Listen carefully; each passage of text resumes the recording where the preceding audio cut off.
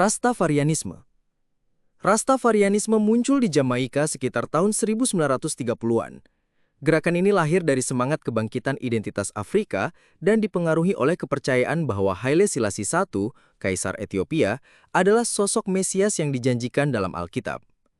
Bagi pengikutnya, Rastafarianisme lebih dari sekedar agama.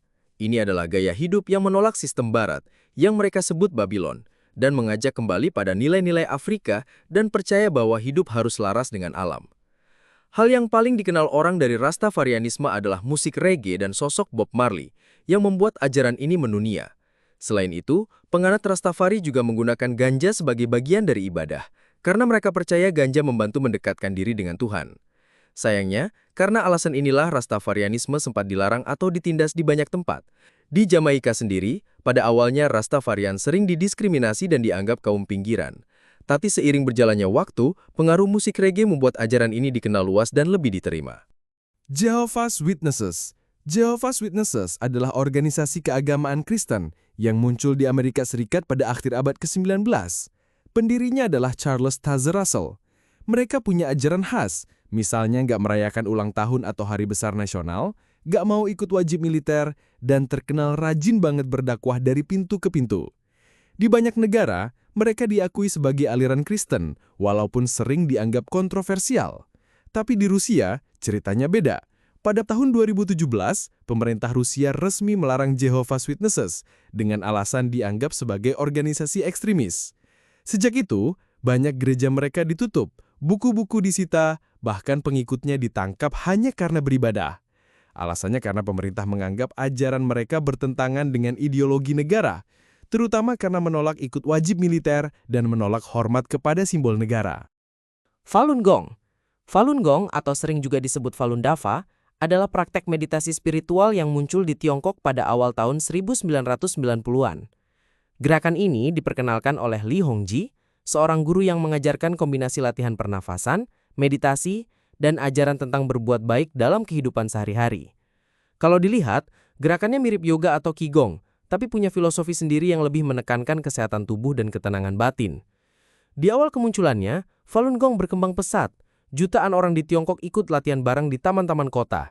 Tapi pada tahun 1999, pemerintah Tiongkok resmi melarang Falun Gong. Alasannya, karena bisa mengancam pengaruh Partai Komunis. Sejak saat itu, banyak pengikutnya ditangkap, ditahan, bahkan ada laporan pelanggaran HAM serius. Scientology.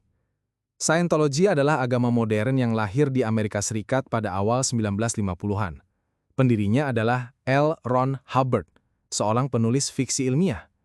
Scientology percaya bahwa manusia sebenarnya adalah makhluk spiritual abadi yang disebut tetan, yang terjebak di tubuh fisik dan harus dibersihkan dari trauma masa lalu lewat proses yang mereka sebut auditing. Dari luar kelihatannya seperti terapi psikologi, tapi dengan sentuhan spiritual. Di Amerika, Scientology diakui sebagai agama resmi, tapi di banyak negara lain, statusnya kontroversial.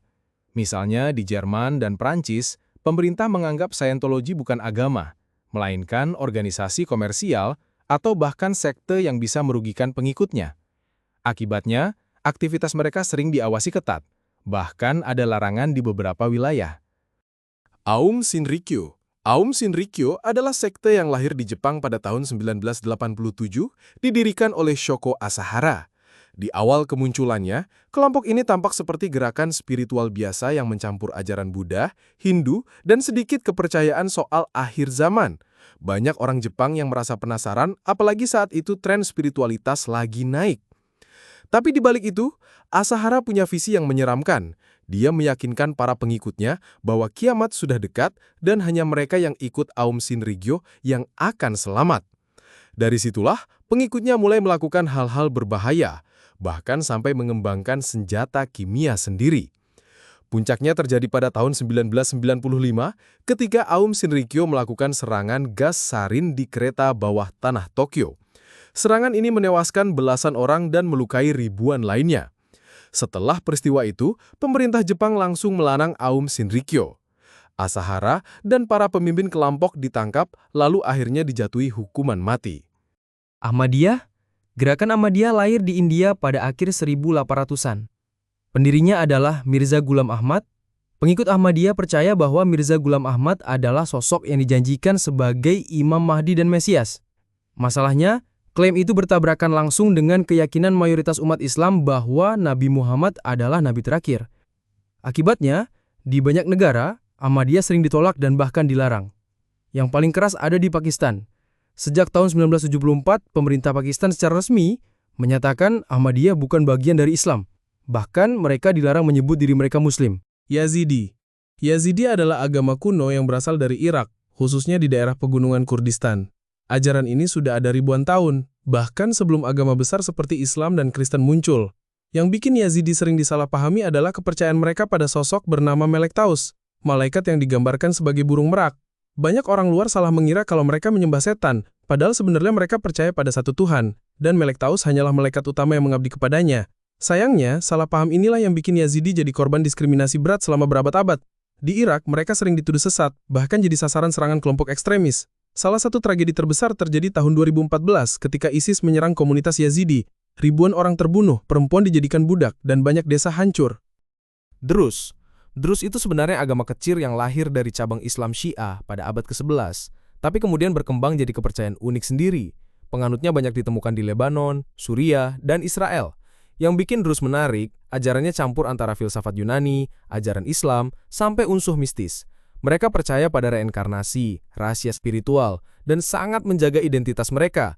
Bahkan, kitab suci Drus tidak bisa diakses sembarangan, hanya anggota tertentu yang boleh mempelajarinya.